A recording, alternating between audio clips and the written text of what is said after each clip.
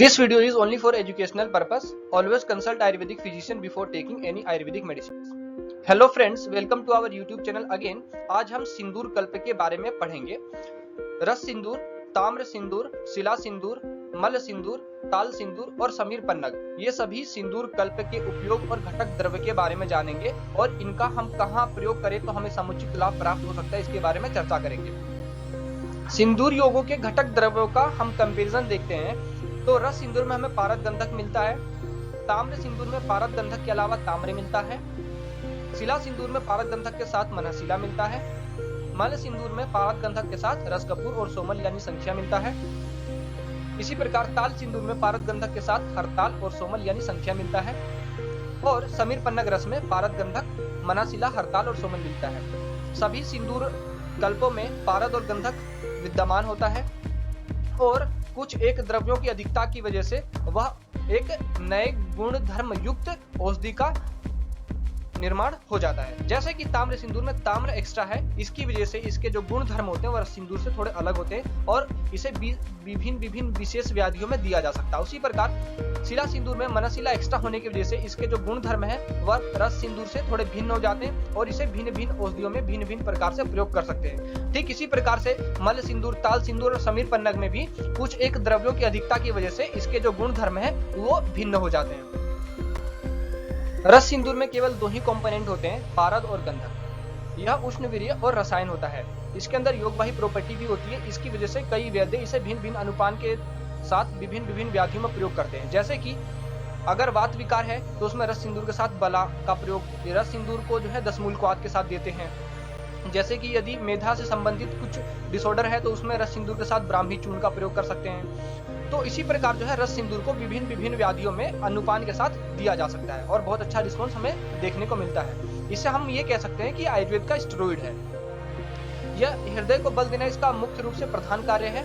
अकेला रस सिंदूर जो है पित्त प्रधान रोगों में नहीं देना चाहिए क्योंकि यह उष्णवीर्य होता है, इसलिए यह वात और कफ व्याधि में अपना प्रभाव शीघ्र दिखाता है। इसका प्रभाव मुख्य रूप से प्राण व स्रोतो विकार में होता है।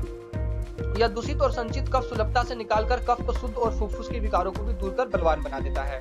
रस सिंदूर अपने उत्तेजक प्रभाव के कारण दूषित कफ को शरीर से बाहर निकाल देता है। तो ये मुख्य कर्म जो है वह रस सिंदूर के होते हैं। ताल सिंदूर की बात करें तो इसमें पारद गंधक, हरताल और सोमल होता है। इसमें ताल यानी हरताल होने की वजह से और संख्या होने की वजह से इसके जो गुण धर्म होते हैं वह सिंदूर से थोड़े अलग होते हैं। जैसा कि हम सभी जानते हैं हरताल जो है मुख्य रूप से उपदंश में, वात रक्त में और त्वक विकारों में इसका प्रयोग किया जाता है। इसलिए रस सिंदूर से थोड़े अलग जो प्रॉपर्टी होती हैं, जैसे कि इसे उपदंश में यानी सिफिलिस या फिर वात रक्त वाली कंडीशन में इसे हम दे सकते हैं। ये रक्त शोधक होता है, कुष्ठ विकारों में इसको प्रयोग कर सकते हैं। यह भी उष्णवीर्य युक्त होता है, इसलिए इसे पित्त विकारों में प्रयोग नहीं करना चाहिए। यदि पित्त विकार में इसको प्रयोग करना है तो सौम्य औषधि जैसे कि मुक्ता, परवाल आदि सौम्य औषधि के साथ इसका प्रयोग किया जा सकता है। उष्णवीर्य होने के कारण वात विकार को भी नष्ट करता है। वात रक्त, मलेरिया और चर्म रोग में बहुत फायदा करता है। यह चर्म रोग उपदंश से उत्पन्न होने वाले चर्म रोग यानी सिफिलिस के कारण उत्पन्न होने वाले जो स्किन डिसऑर्डर्स है उनमें बहुत अच्छा रिस्पांस देता है as compare to normal skin disorder. वात रक्त की तो ये अचूक औषधि है, वात रक्त में इसको प्रयोग अवश्य करना चाहिए। वात रक्त में यह बहुत ही अच्छा रिस्पांस देता है क्योंकि इसमें हरताल होने की वजह से यह अच्छा रिस्पांस देता है। फेफड़ों में जैसा कि सिंदूर कल्प जो है मुख्य रूप से सिंदूर कल्प जो है प्राण व स्रोतो विकार में प्रयोग करते हैं, इनका प्रयोग किया जाता है। तो फेफड़ों में संचित जल है, जैसे कि अगर मान लीजिए किसी को प्लूरल फ्यूजन हो गया है ना, तो उस वाली कंडीशन में जो ताल सिंदूर का अगर हम प्रयोग करें तो वो जो है प्लूरल फ्यूजन में जो फ्लूइड, जो एक्सेसिव फ्लूइड जो डिपॉजिट हुआ है प्लूरल कैविटी में, उसको भी वो एब्जॉर्ब करने में काम करता है क्योंकि यह उष्णवीर्य होता है। जलीय अंश को शोषण करने के कारण इसको एसाइटिस यानी जलोदर में भी इसका प्रयोग किया जा सकता है, शोथ रोग में भी इसका प्रयोग किया जाता है। तो हम अगर देखें तो रस सिंदूर से एक्स्ट्रा जो गुण धर्म इसमें ताल सिंदूर में होता है वह यह है कि यह वात रक्त में प्रयोग किया जा सकता है क्योंकि इसमें हरताल होता है। संख्या होने की वजह से इसके जो गुण होते हैं थोड़े से उग्र हो जाते हैं क्योंकि संख्या जो है वो थोड़ा उष्णवीर्य होता है, इसलिए उसकी जो उष्ण गुण की जो इसमें उष्ण गुण की वृद्धि हो जाती है। इसलिए इसे वात रक्त के साथ साथ वात रक्त में तो दिया ही जाता है, उपदंश में भी दिया जाता है। उपदंश से उत्पन्न होने वाले कुष्ठ रोगों में इसको प्रयोग करें तो बहुत ही अच्छा है। और सिंदूर कल्प जैसा कि हम सभी जानते हैं कि इसे प्राण व स्रोतो विकार में प्रयोग करना चाहिए, तो प्राण व स्रोतो विकार जैसे कि प्लूरल फ्यूजन वगैरह में अच्छा रिस्पॉन्स देता है। मल्ल सिंदूर को अगर हम देखें तो मल्ल सिंदूर में पारद गंधक, रस कपूर और सोमल यानी संखिया होता है। रस कपूर और सोमल होने की वजह से जैसा कि हम सभी जानते हैं कि रस सिंदूर उष्ण होता ही है, तो रस सिंदूर में पारद और गंधक होता है, उसमें रस कपूर और सोमल अगर एक्स्ट्रा हो जाता है तो वो मल सिंदूर का रूप ले लेता है। तो सोमल और रस कपूर होने की वजह से इसके जो उष्ण गुण होते हैं वह ज्यादा बढ़ जाते हैं। तो उष्णता ज्यादा बढ़ जाने के कारण इसे पित्त विकार में नहीं देना चाहिए। इसका मुख्य रूप से जो प्रयोग हम करते हैं वो पक्षाघात, आमात आदि वात रोगों में करते हैं। कफ संबंधी काश, श्वास, निमोनिया, उरहतोय यानी प्लूरल इफ्यूजन आदि में इसका प्रयोग बहुत ही लाभकारी है। बुढ़ापे की दुर्बलता और पुराने दमे यानी ब्रोंकियल अस्थमा में जो मल सिंदूर है वो अमृत के समान गुण करता है। ये जो है इसको भी अगर हम अभ्रक भस्म के साथ सीतोपलादी अगर हम मिक्स करके दें तो ये ब्रोंकियल अस्थमा में बहुत अच्छा रिस्पॉन्स देता है। पाचक रस को पैदा करके भूख बढ़ाता है, क्योंकि इसमें संखिया है। संखिया हम सभी जानते हैं, संखिया जो है वो उसका जो मेन काम होता है वो अमाशय में, मेन काम जो है वो अमाशय में मुख्य रूप से काम करता है। अमाशय में जो उत्पन्न होने वाले जो पाचक रस है उसको ज्यादा अमाउंट में बढ़ा देता है। अगर हम इसको ज्यादा मात्रा में दे संखिया को, तो ये जो संखिया होता है ये जो है स्टमक के अंदर जो है ब्लड की जो कैपिलरी है वो उसको मतलब उसके जो ब्लड कैपिलरी से ब्लड को ऊज करने में मतलब ऊज करा सकता है, तो इसलिए अल्सर वगैरह भी कोज कर सकता है। इसलिए संख्या को हम ज्यादा मात्रा में नहीं देना चाहिए। तो मल सिंदूर जो है जितने भी सिंदूर योग है उसमें सबसे ज्यादा तीक्ष्ण होता है। मल सिंदूर को अगर हम देखें समीर पन्नग से, अभी हम आगे कंपैरिजन करेंगे कि मल सिंदूर और समीर पन्नग में क्या अंतर है, तो अब अभी हम आगे की वीडियो आगे की वीडियो में हम बताएंगे। तो ये जो है मुख्य रूप से वात और कफ प्रमेह में भी अच्छा रसायन गुण दिखाता है। बल और वीर्य वृद्धि के लिए भी इसका सेवन करना चाहिए। स्त्रियों में जो हिस्टीरिया रोग होता है योसा अस्मार, इसमें भी योग प्रयोग किया गया है, तो इसमें भी इसका अच्छा लाभ देखा गया है। ताम्र सिंदूर की अगर हम बात करें तो इसमें पारद और गंधक और ताम्र होता है। ताम्र जैसा कि हम सभी जानते हैं ताम्र जो है उष्ण वीर्य युक्त होता है और इसका मुख्य रूप से जो प्रभाव होता है वह यकृत और प्लीहा विकारों में इसका प्रयोग किया जाता है। पित्त विकारों में जो है इसका प्रयोग नहीं करते हैं। यह पित्त को बढ़ाता है और पित्त का स्राव अधिक करता है।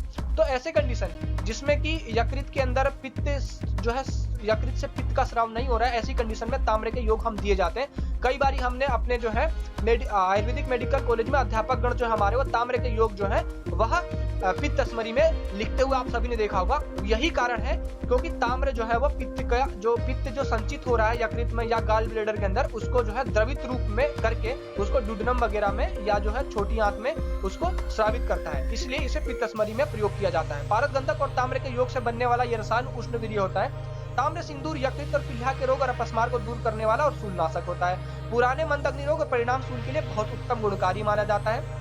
हृदय और श्वास की बढ़ी हुई गति को कम करता है। त्वचा के विकारों को दूर करने के लिए भी बहुत बढ़िया दवाई है और इसके प्रयोग से पित्ताशय की सूजन कम हो जाती है, इससे पित्तास्मरी नहीं हो पाती है। यकृत से पित्त का स्राव ठीक और नियमित रूप से होता है। अभी हम देखें शिला सिंदूर। शिला सिंदूर में अगर हम देखें तो पारद गंधक और मनशिला होता है। इसमें मनशिला होने की वजह से इसके जो गुण धर्म होते हैं वो रस सिंदूर से थोड़े अलग होते हैं। तो यह जो है कफ संबंधी काश श्वास को दूर करता है। जैसा कि हम सभी जानते हैं कि जो सिंदूर के जितने भी योग हैं वह मुख्य रूप से प्राणव स्रोत पे कार्य करते हैं, तो यह भी कफ संबंधी काश श्वास को दूर करने वाला होता है। यह स्थूलता को इसका जो एक टिकुलियर जो यूज किया जाता है वह स्थूलता को दूर करने के लिए इसका प्रयोग किया जाता है। त्वचा के विकारों में प्रयोग करना चाहिए। तो अगर हमारे पास कोई पेशेंट जो है हमारे पास काश श्वास का पेशेंट आ रहा है और हम उसको सिंदूर कल्प देना चाहते हैं और वो पेशेंट अगर ओबीज है यानी वो पेशेंट स्थूल है, तो हमारा लाइन ऑफ ट्रीटमेंट होना चाहिए शिला सिंदूर, क्योंकि स्थूलता को भी कवर करेगा और साथ साथ काश श्वास को भी दूर करेगा। मल सिंदूर बहुत ज्यादा तीक्ष्ण होता है, इसलिए हमें पहले उसको यूज नहीं करना चाहिए। जब सिंदूर कल्पों से हमारा रिस्पॉन्स नहीं आ रहा है तो लास्ट में हमें मल सिंदूर को हमें यूज करना चाहिए, क्योंकि ये बहुत ज्यादा तीक्ष्ण होता है। समीर पन्नग रस को हम देखें तो इसमें पारद गंधक मनशिला हड़ताल और सोमल यानी संख्या होता है। अगर हम इसको मल सिंदूर से कंपेयर करें तो मल सिंदूर और समीर पन्नग को हम कंपेयर करें तो ज्यादा उष्ण जो है मल सिंदूर होता है, क्योंकि उसमें संख्या की मात्रा ज्यादा, उसमें रस कपूर भी है। इसमें समीर पन्नग में संख्या की मात्रा कम होती है, इसलिए यह जो है तीक्ष्ण कम होता है। हम सभी देखें कि ये जो सिंदूर कल्प है मुख्य रूप से इसका जो प्रयोग हम श्वासवाह संस्थान में करते हैं। यह जो समीर पन्नग है इसको अगर हम पैरालिसिस वाली केस में दें, अर्धांगवात सर्वांगवात वाले केस में अगर हम दें, हेमीप्लेजिक डायप्लेजिक केस में दें तो बहुत अच्छा रिस्पॉन्स देता है। सन्निपात अवस्था में ये इसका प्रयोग बहुत ही बढ़िया है और ग्रस्सी में इसका उपयोग किया जा सकता है। तो इस प्रकार जो है समीर पन्नग का हम विभिन्न रोगों में प्रयोग कर सकते हैं। तो यह भी योगवाही गुण धर्म युक्त होता है, तो इसको भी विभिन्न अनुपान के साथ में विभिन्न बीमारियों में इसका प्रयोग किया जा सकता है। तो friends I hope you all understand about this.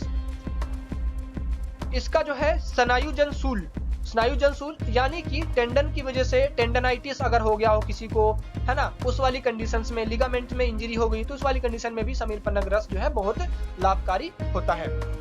तो I hope you all understand this. Thank you very much for carefully watching this. If you like, please subscribe and share this. Thank you once again.